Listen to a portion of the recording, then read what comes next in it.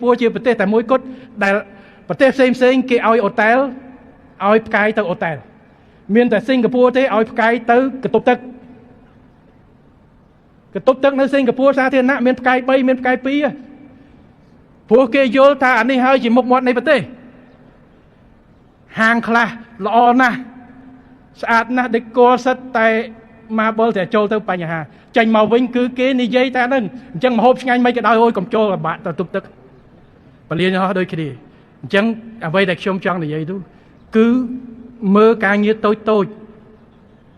កុំមើលតែពលានធំថតប្រហោះទៅស្អាតរូបព្រះអង្គតែសេវាមិនល្អអត់ទេអាទូចនេះហើយធ្វើឲ្យអាធំដួលបាទអញ្ចឹងខ្ញុំសូមលើកទឹកចិត្តឲ្យអរគុណណាស់ចំពោះបងប្អូនហើយកុំថាបុគ្គលិកអនាម័យក៏អត់ប្រាក់ខែគាត់តិចជាងប្រធានពលានគាត់ការងារការទទួលខុសត្រូវគាត់តិចជាងប្រធានពលានប៉ុន្តែកុំភ្លេចកិច្ចការគាត់សំខាន់ណាស់យកចិត្តទុកដាក់គាត់ផងបាទកុំថាគាត់បុគ្គលិកអនាម័យគាត់អត់ទេត្រូវយកចិត្តទុកដាក់គាត់ផងហើយគាត់ត្រូវយកចិត្តទុកដាក់លើការងារនេះគឺជាការរួមគ្នាដើម្បីធ្វើទាំងអស់គ្នាសិតតែសំខាន់ទាំងអស់អត់មានពីណាអត់សំខាន់ទេអ្វីដែលខ្ញុំចង់លើកដែលថាលើកពីប្រគុណគឺលើកបានន័យថាការងារតូចគឺវាសំខាន់ដែលអាចធ្វើឲ្យអារម្មណ៍ការងារសេវាកម្មឬតម្លៃយើងគិតថាថើតូចតែមួយតែមួយជ្រុងតែវាអាចធ្វើឲ្យពលានទាំងមូលបាត់បង់ការហោះហើរឆ្លងកាត់ទុកតិចនេះគឺជាកិច្ចការសំខាន់ចំណុចទី4គឺរដ្ឋលេខាធិការអាកាសចរស៊ីវិលនិងក្រុមហ៊ុន OCIC ជាពិសេសក្រុមហ៊ុន Cambodia Airport Investment ត្រូវបន្តសហការជាមួយអាជ្ញាធរពាក់ព័ន្ធដើម្បីពង្រឹងសុវត្ថិភាពសន្តិសុខសណ្ដាប់ធ្នាប់និងអនាម័យនៅក្នុងបរិវេណជុំវិញអាកាសយានដ្ឋានអន្តរជាតិដេជោជាពិសេសត្រូវធានាឲ្យបាននូវសោភ័ណភាពផាសុកភាពនិងភាពងាយស្រួលដល់អ្នកដំណើរទាំងពេលចេញនិងពេលចូលកម្ពុជា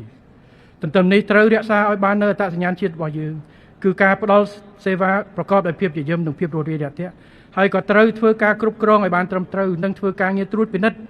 ជាប្រចាំចំពោះហាងទំនិញអាហារដ្ឋាននិងហាងលក់ភេសជ្ជៈនានាដើម្បីធានានៅការផ្ដល់សេវាកម្មស្របតាមនិយមការស្តង់ដារអនាម័យ